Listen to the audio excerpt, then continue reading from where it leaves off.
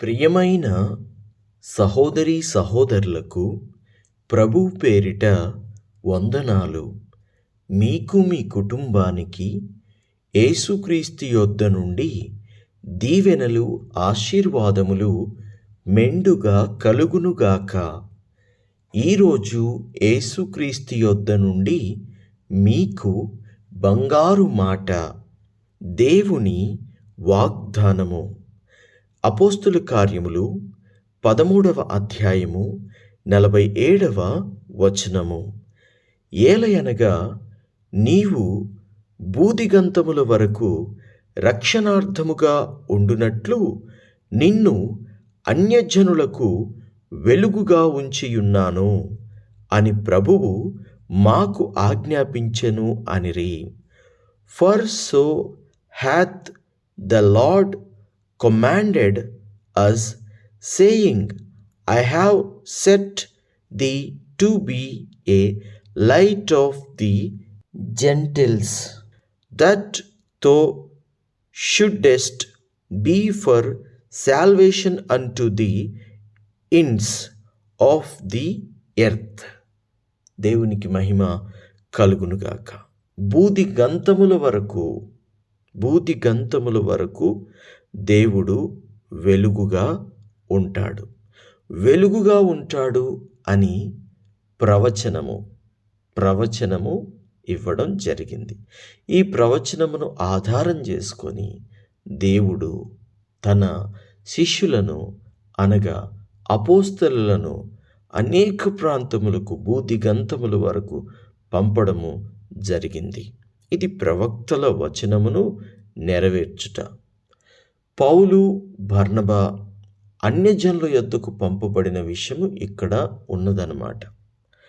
ఈ పౌలు, బర్నబా అన్యజనుల యొద్దకు పంపబడక మునుపు వారితో అంతియోక్యలో ఉన్న సంఘంలో కొందరు ఉన్నారు. వారెవరనగా బర్నబా, నెగెరనబడిన సుమియోను, కురేనీయుడైన లూకియా, చతుర్థాధిపతి అయిన హేరోదుతో కూడా పెంచబడిన మనుయేసు, పౌలు అను ప్రవక్తలు, బోధకులు ఉన్నారు. వీరందరూ కూడా ఒక గుంపుగా ఉండి సేవ చేస్తూ ఉన్నారు. అయితే ప్రభువు మరి ఉపవాసం ఉన్నప్పుడు పరిశుద్ధాత్మ ద్వారా వీరిని ప్రత్యేకిస్తాడు. ఇదే అధ్యాయం 2వ వచనంలో రాయబడి ఉంటుంది. వారు ప్రభువును సేవించుచు ఉపవాసము చేయుచుండగా పరిశుద్ధాత్మ, నేను బర్నబాను, పౌలును పిలిచిన పని కొరకు వారిని నాకు ప్రత్యేకపరచుడని వారితో చెప్పెను. అంతటా వారు ఉపవాసముండి ప్రార్థన చేసి వారి మీద చేతులుంచి వారిని పంపిరి. దేవునికి మహిమ కలుగునుగాక. దేవుడు పిలుచుకున్నాడు. దేవుడు పిలిచినప్పుడు వారు ప్రత్యేకమవటానికి ఇష్టపడ్డారు. తర్వాత వారిని దేవుడు పిలిచినందుకు ఆ సహోదరులందరూ కూడా ఉపవాసముండి వారి కొరకు ప్రార్థన చేసి వారిని ప్రత్యేకపరిచి వారిని పంపించారు. దేవునికి మహిమ కలుగునుగాక. దేవుడు పిలుచుకుంటే రావడం మంచిది. దేవుడు పిలుచుకుంటే వచ్చి దేవుని సేవ చేయడం మంచిది. దేవుడు ఎక్కడికి పిలుచుకున్నాడో అక్కడికి వెళ్ళాలి. ఎందు నిమిత్తం పిలుచుకున్నాడో అందు నిమిత్తం వెళ్ళాలి. దేవుని పని జరిగించాలి. దేవునికి మహిమ కలుగునుగాక. వారు అదే చేస్తున్నారు. తర్వాత కాబట్టి వీరు పరిశుద్ధాత్మ చేత పంపబడిన వారై సెలూకాయకు వచ్చి అక్కడ నుండి ఓడ ఎక్కి కుప్రకు వెళ్ళిరి. ఈ విధంగా ఇక వారి సువార్త ప్రయాణము మొదలయ్యింది. అపోస్తలులను, దేవుడు ఏర్పాటు చేసుకున్న వారందరినీ దేవుడు ఎక్కడెక్కడికి ఎవరెవరిని ఎలా పంపించాలో వారిని ఆ విధంగా పంపిస్తూ ఉన్నాడు. ఎవరు వెళ్ళవలసిన స్థలాలకు వారు వెళ్ళి అక్కడ దేవుని రాజ్యాన్ని విస్తరింపజేస్తూ దేవుని బోధలను, దేవుని యొక్క కృపను గురించినటువంటి, సిలువను గురించినటువంటి, సిలువ రక్తమును గురించినటువంటి, దేవుని క్షమాపణను గురించినటువంటి మాటలను తెలియజెప్తూ అందరినీ రక్షణలోనికి నడిపిస్తూ అక్కడక్కడ సంఘాలు కడుతూ ఉన్నారు. దేవునికి మహిమ కలుగునుగాక. ఇప్పుడు పౌలుకి ఒక చోట బోధించే అవకాశము దొరికింది. ఇదే అధ్యాయం 15వ వచనంలో, ధర్మశాస్త్రమును ప్రవక్తల లేఖనములను చదివిన తర్వాత సమాజ మందిరపు అధికారులు, సహోదరులారా, ప్రజలకు మీరేదైనా బోధవాక్యము చెప్పవలనని ఉన్న ఎడల చెప్పుడని వారికి వర్తమానము చేసిరి. అప్పుడు పౌలు నిలువబడి చేసైగ చేసి ఇట్లనెను, ఇశ్రాయేలీయులారా, దేవునికి భయపడువారులారా వినుడి. ఇశ్రాయేలును ఈ ప్రజల దేవుడును మన పితరులను ఏర్పరచుకొని వారు ఐగుప్తు దేశమందు పరదేశులై ఉన్నప్పుడు ఆ ప్రజలను హెచ్చించి తన భుజ బలము చేత వారిని అక్కడి నుండి తీసుకొని వచ్చి ఇంచుమించు 40 ఏండ్ల మట్టుకు అరణ్యములో వారి చేష్టలను సహించెను. మరియు కానానులో 7 జాతుల వారిని నాశనము చేసి వారి దేశములను వీరికి స్వాస్థ్యముగా పంచి ఇచ్చెను. ఇంచుమించు 450 సంవత్సరములు ఇట్లు జరిగెను. అటు తర్వాత ప్రవక్త అయిన సమూయేలు వరకు ఆయన వారికి న్యాయాధిపతులను దయచేసెను. ఆ తర్వాత వారు రాజు కావాలనని కోరగా దేవుడు బెన్యామీను గోత్రీకుడును కీషు కుమారుడనైన సౌలును వారికి 40 ఏండ్ల వరకు దయచేసెను. తరువాత అతన్ని తొలగించి దావీదును వారికి రాజుగా ఏర్పరచెను. మరియు ఆయన, నేను యెషయి కుమారుడైన దావీదును కనుగొంటిని, అతడు నా ఇష్టానుసారుడైన మనుష్యుడు, అతడు నా ఉద్దేశములన్నీయు నెరవేర్చునని చెప్పి అతన్ని గూర్చి సాక్ష్యమిచ్చెను.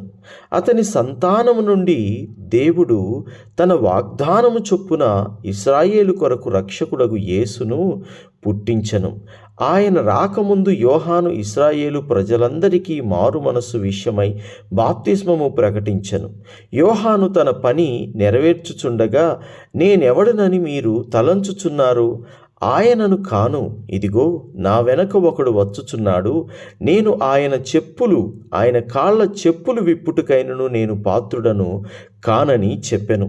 సహోదరులారా, అబ్రహాము వంశస్థులారా, దేవునికి భయపడువారులారా, ఈ రక్షణ వాక్యము మన యొద్దకు పంపబడి ఉన్నది. యెరూషలేములో కాపురముండు వారును వారి అధికారులను ఆయనను ప్రతి విశ్రాంతి దినమున చదవబడుచున్న ప్రవక్తల వచనములనైనను గ్రహింపక ఆయనకు శిక్ష విధించుట చేత ఆ వచనములను నెరవేర్చిరి. ఆయన యందు మరణమునకు తగిన హేతువేదియు కనబడకపోయినను ఆయనను చంపింపవలెనని వారు పిలాతును వేడుకొనిరి.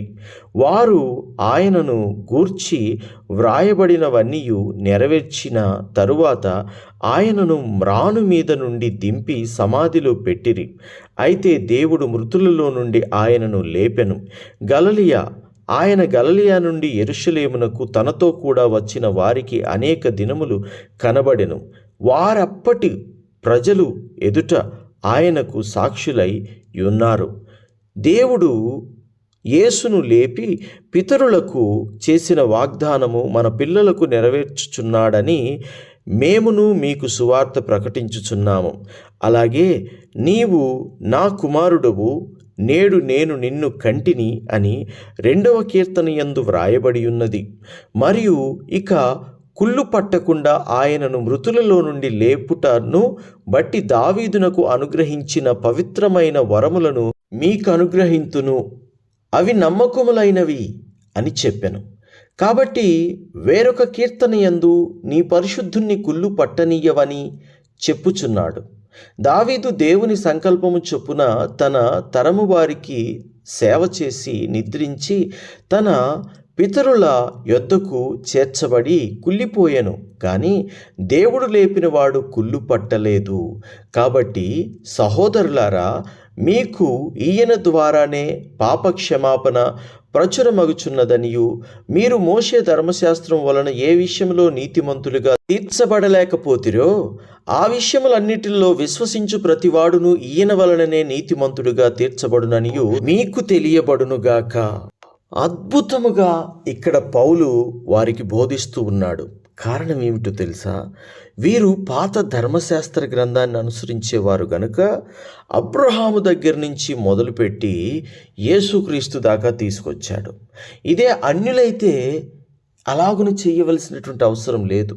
వీరు యూదులు, వీరు పాత గ్రంథాన్ని బాగా ధ్యానించేవారు. కాబట్టి వారి భాషలోనే వారికి అర్థమయ్యేటట్లుగానే అబ్రహాము దగ్గర నుంచి మొదలుపెట్టి ఇప్పుడు దావీదు దగ్గరికి తీసుకొచ్చి, దావీదు దగ్గర నుంచి యేసుక్రీస్తు దాకా తీసుకొచ్చాడు. ఒక జ్ఞానకరమైనటువంటి బోధ. ఎవరైనా సేవ చేయాలి అంటే జ్ఞానముగా సేవ చేయాలి, యథార్థంగా సేవ చేయాలి. ఇక్కడ జ్ఞానం ఉంది కదా అని ఇక్కడ అబద్ధాలు ఆడలేదు, మోసము చేయలేదు. ఉన్నదాన్ని ఉన్నట్టుగా యథార్థంగా చెప్పాడు. దేవునికి స్తోత్రం కలుగునుగాక. అయితే అంగీకరించిన వారు చాలామంది అంగీకరించారు, వారిలో కొందరు మాత్రం ఈ విషయాన్ని అంగీకరించలేదు. ఆ తర్వాత వారు అక్కడి నుండి వెళ్ళిపోయి అన్యజనుల వద్దకు వెళ్ళారు. అన్యజనులకు రక్షణ సువార్త ప్రకటించారు. ఎందుకని? ఇక్కడ ఎక్కడ దాకా వెళ్ళాలి వాక్యము? యూదులకే కాదు, భూదిగంతముల వరకు వెళ్ళాలి. అది దేవుని చిత్తము. కాబట్టి వీళ్ళు వెళ్ళి ఇదే అధ్యాయం 48వ వచనంలో నుండి ధ్యానం చేసుకుందాము. అన్యజనులు ఆ మాటలు విని సంతోషించి దేవుని వాక్యమును మహిమపరిచిరి, మరియు నిత్య జీవమునకు నిర్ణయింపబడిన వారందరూ విశ్వసించిరి. ప్రభువు వాక్యము ఆ ప్రదేశమందంతటా వ్యాపించెను. కానీ యూదులు భక్తి మర్యాదలు గల స్త్రీలను, ఆ పట్టణపు ప్రముఖులను రేపి పౌలునకు బర్నబాకును హింస కలుగజేసిరి, వారిని తమ ప్రాంతముల నుండి వెళ్ళగొట్టిరి. వీరు తమ పాదధూళి వారి తట్టు దులిపివేసి ఇకోనియాకు వచ్చిరి. అయితే శిష్యులు ఆనందభరితులై పరిశుద్ధాత్మతో నిండిన వారై సంతోషించిరి. దేవునికి మహిమ కలుగునుగాక. అన్యజనులు, శిష్యులు సంతోషించారు. ప్రార్థన. తండ్రి, మీకు వందనాలు. ప్రభువా, నీ కార్యములు ఎంతో గొప్పవి. అన్యులైన మా యొద్దకు కూడా సువార్త తెచ్చుటకు ఆనాడు నీ బిడ్డలైనటువంటి వారిని, అపోస్తులను ఎంతగానో వాడుకుని ఈరోజు మా వరకు నిత్య జీవాన్ని తీసుకొచ్చినందుకు దేవా, మీకు కృతజ్ఞతాస్తుతులు, స్తోత్రాలు చెల్లిస్తున్నాము. మా దాకా వచ్చిన సువార్తను మేము మాతోనే అంతము చేయొద్దు. మేము అనేక మందికి సువార్త చెప్పి అనేక మందిని రక్షణలోనికి నడిపించువారిగా మమ్ములను ఉంచుమని యేసు నామములో ప్రార్థన చేయుచున్నాము తండ్రి. Amen, amen, amen.